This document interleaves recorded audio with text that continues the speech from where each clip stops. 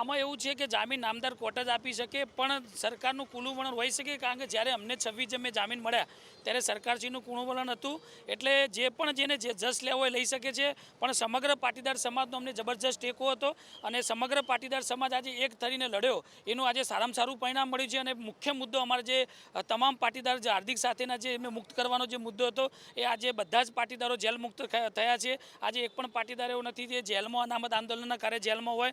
તો અમારે મુખ્ય લાગણી આજે પૂરી થઈ છે. તો સમગ્ર જેને પ્રયત્ન કરે તમામનો મીડિયા દ્વારા હું આભાર માનું છું. ખાસ કરીને જ્યારે હાર્દિક પટેલની વાત કરવામાં આવે તો હાર્દિકે લોકશાહી ઢબે આંદોલન ચાલુ રાખવાની વાત કહી હતી ને તે જ પ્રકારની કોર્ટને બાંહેધરી પણ આપી હતી, જે કોર્ટે સ્વીકારી છે. એટલે આંદોલન વિશે શું કહેશો?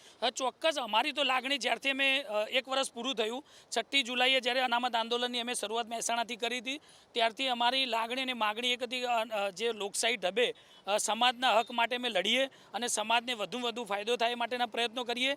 પણ કોઈ પણ આવડો મોટો સમાજ હોય અને સમાજની બહાર પણ જે પણ અસામાજિક તત્વો હોય, જે અમારા પોતાના અંગત વિરોધી હોય અથવા સરકારના વિરોધી હોય અથવા જેના પણ વિરોધી હોય, એમના દ્વારા અસામાજિક તત્વો દ્વારા જે પણ અનામત આંદોલનની અંદર જે પણ જે બધા બનાવો બની ગયા, તો એ તમામનું પાટીદાર સમાજને દુઃખ હતું. પણ છેલ્લે રિઝલ્ટ જ્યારે પાટીદાર સમાજના તરફી આવે અને અમારી જે માગણીઓ છે 29 મુદ્દાની, એ તમામે તમામ સોલ્યુશન થાય અને સરકારશ્રી વહેલામાં વહેલી તકે આ માગણીઓ પૂરી કરે એવી અમારી બધાની લાગણી છે. શું આંદોલન ચાલુ રહેશે?